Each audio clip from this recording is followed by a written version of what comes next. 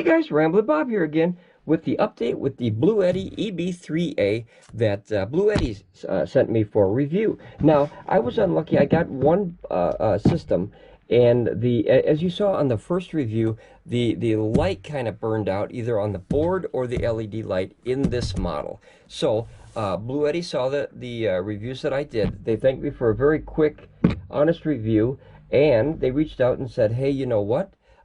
We'd like to send you the LED board that you asked for. However, Bluetti kind of frowns upon that when people open up their systems, and that's obviously a safety issue. Inside these boxes are lithium iron phosphate batteries, and if you do touch the wrong things, you could get a shock. So I understand that. Not to mention, Bluetti also wants to inspect the system, and that way they can fix whatever happened and went wrong, so you don't get one like that. So that's the whole point of a review, guys, is to check these things, double check them, triple check them, and when there is an issue, the companies stand behind their name. Now this Power Oak Energy, which is Bluetti, they said just box it right back up, Ramblin Bob, and we'll send you a return. We'll pay for the return, which is, I think, very, very admirable for them. And then they're going to send me a brand new power station of the same model, and that way I can continue my testing to see if I liked it. Now, everything that I test on this thing was absolutely perfect. As far as, like, I didn't like the powerlifting mode, but I understand why it's there for emergencies. And the turbo mode, I'm not a fan of, but it is nice, very nice to have that as an emergency. Other than that, every other option on there, from the USB-C, the USB-A, the DC output, the AC outputs, you're putting 121 volts out. I thought that was phenomenal. I thought the weight was phenomenal. I thought the ease to carry it was phenomenal. Very, very nice, very good starter power station. This is not something you want to get to power your whole RV or your van or your house or anything like that, obviously. But if you're getting into the power station market and you want to try something at a couple $100, just to give an idea, maybe you don't like power stations, but who'd want to spend, like I did, up to $10,000 for power stations to see what you like and what options work for you? So something this small is a very good starter. I mean, if I remember when I first started doing power station stuff, not even for the reviews, just because I wanted to, quote unquote, get off the grid and be kind of self-independent and self-reliable in case something crazy were to happen in the world, because you never know. I paid almost $200 for a solar panel, guys. That's it, just a solar panel. And without the power station or the batteries, a solar panel is not going to do much of good of anything. Just being able to have this much technology with the app, the 120 volts, the 100-watt USB-C, all that stuff combined in a little tiny box like this, I wish this was here when I started. I do have a few other smaller ones. I do like this a lot because of that app. It does burn a little bit extra energy, but it's worth it because, as I said in the reviews, you can turn it on and off from your phone. I think that's really, really cool. Not to mention, this is a huge plus in power stations, guys. You all know that I have a bunch of power stations. This is the only one and the first one that I've ever had with an app. And in an app, you're able to upgrade the firmware. That is a huge plus. In case they change anything, you have the options rather than packing this back up, paying up to, for the heavier ones, up to $100 plus to ship it back for them to update the firmware to fix any issues, that you're able to do that in the app. All you have to do is register it and sign on online.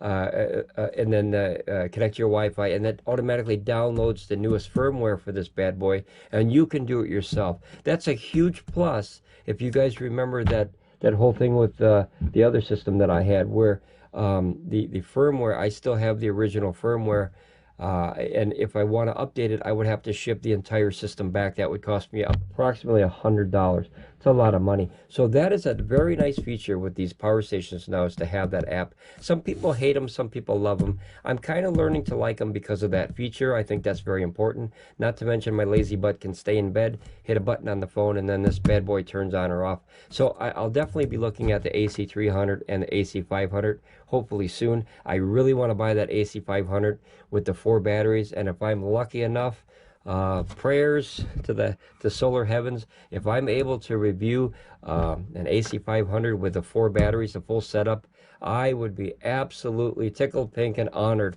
to review that. I mean, that is a power station that I've had my eye on for quite some time. I think it's like just over 12,000 watt hours of power, full power app, 3,000 watt inverter with 600 or 6,000 watt surge. I think it's I can't remember all the specs, but I mean, it's got RV hookups and everything. That's a big power station. But as for now, guys, just as a quick update, I'm going to pause, obviously, the reviewing on this model until they're going to send me tonight a little return, I don't know what you call it, label, and then they'll pay for all the returns, and then they're going to ship me another one of these, and then hopefully that light will be better, and then they can learn from that little power board thing. You know, like I said, I can swap that in 5 seconds, as I showed you guys on the video. I was taking my time, but it pops right out. It's a very simple fix, but I do like that they want to have the system back. That way they can learn from that and make sure it doesn't happen again with the next group of EB3As. So I think that's very admirable of them. I think that paying for the shipping is very admirable for them. And you know, this just happened to be the first one that they sent to me, and we had a little bit of bad luck with that light. And you know, here's the irony. This is the most ironic thing ever with all the power stations that are out there. Most people that I talk to and most people that come to these channels don't give a flying yahoo about those lights. So the irony that the first one I get from this huge company here, literally the light burned out. That just, man, craziness. That's just craziness. Most people will never turn on that light in the entire time they own a power station. I check everything, guys. I check every port. I check every spec on there. I check every option, and I just happen to be the one that came across a bad light or a bad board, and that could happen to any company. I mean, if you remember the other actually other 4 companies that I've done on the channel, they've all had issues too. It's like my definition of a professional and a professional company is very, very simple.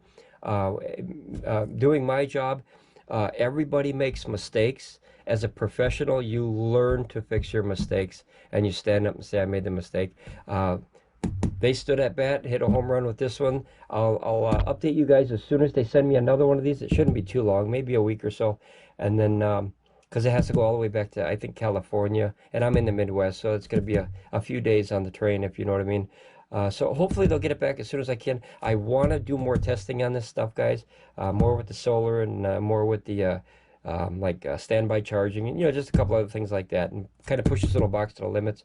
All right, guys, thank you Bluetti, for taking care of that for me, and then I'll see you guys very soon on Ramblin Bob Reviews. All right, bye.